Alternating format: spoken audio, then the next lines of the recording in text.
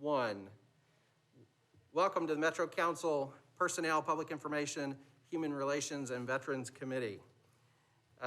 The roll call, council members Roberts. Here. Hauser. Chairman Rutherford here. Sora. Here. Taylor. Present. Withers.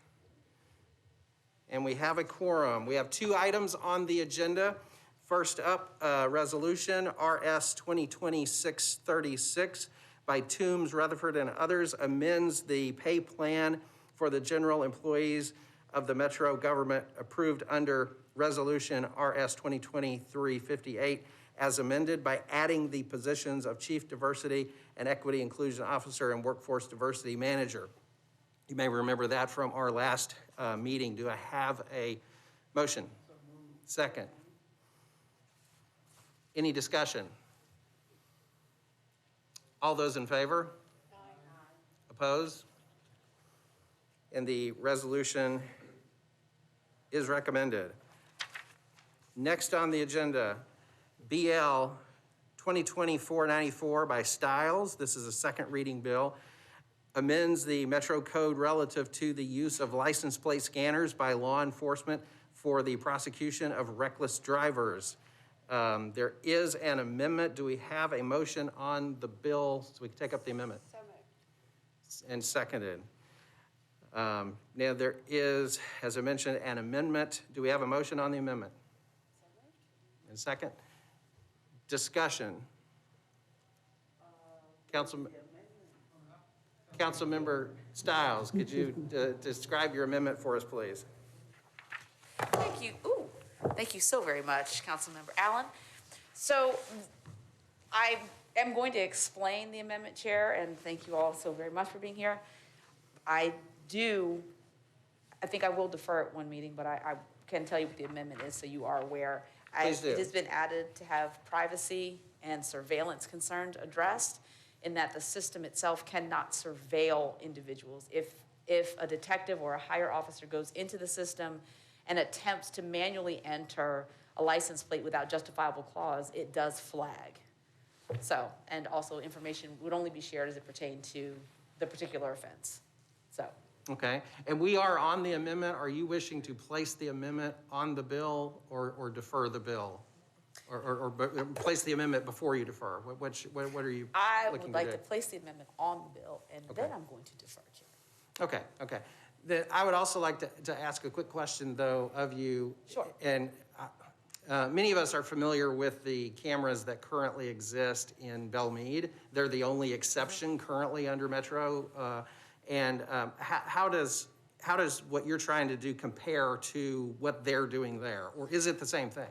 It is the same thing, Chair. Good question. I did go and visit with them. Actually, you'll find on your desk some screenshots of the system that I took from my visit, as well as a letter from Detective Tom Sexton from the Belmead Police explaining how the system works and how it can and cannot be used. Okay. Councilmember Swan.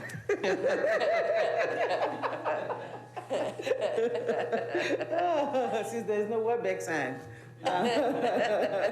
Thank you, Chair. So I guess my question is, and I'm not sure how this works, but can you explain, does it pick up every vehicle and every license plate that pass by? And then if it does the information has individuals' personal information attached, or is it just a license plate? Thank you for your question, Councilmember Swart. So it does not collect any personal information whatsoever. When the license plate comes through, all you get is a license plate. There's no date of birth, there's no name, there's no address. Again, you cannot use it to track people. You'd have to manually enter a license plate into the criminal justice system that they have set up in order to find out whose car it actually belonged to. And if you're going through any place where the scanner is located, yes, it does collect license plate pictures, but again, it's about what happens after that. That would matter. So basically, it collects the license plate, put it in a database. Does everyone have access to that database, or No. is it specific people? No, you have to be a detective or a higher officer to be able to go into the system to even follow up on that license plate. Okay. So what if an officer has a personal vendetta with me?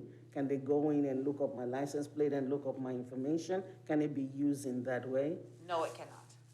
All right, well, thank you.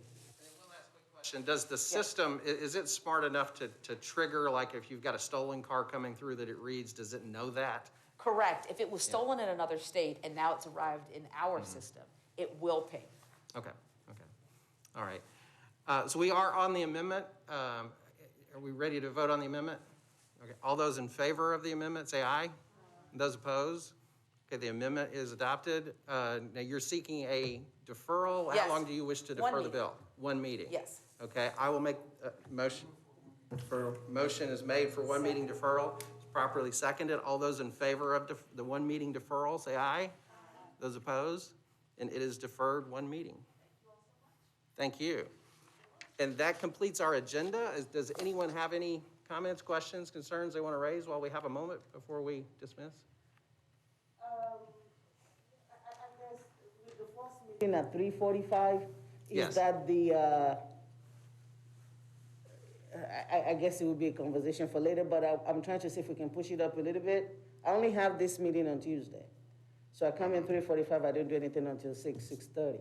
So I was just trying to see, so I don't know. Well, you just get to as a hang out bigger with everybody conversation. then. Oh, yeah, I get to Enjoy hang out with all everyone's of you. company. Yeah, yeah. That would be $50 an hour for my time to hang out with you.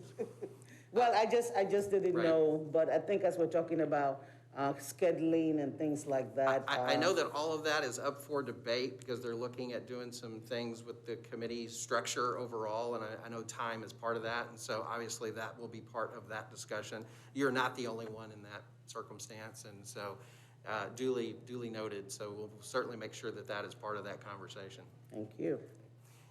Anyone else have anything before the committee? Okay. We have a motion to adjourn. All right.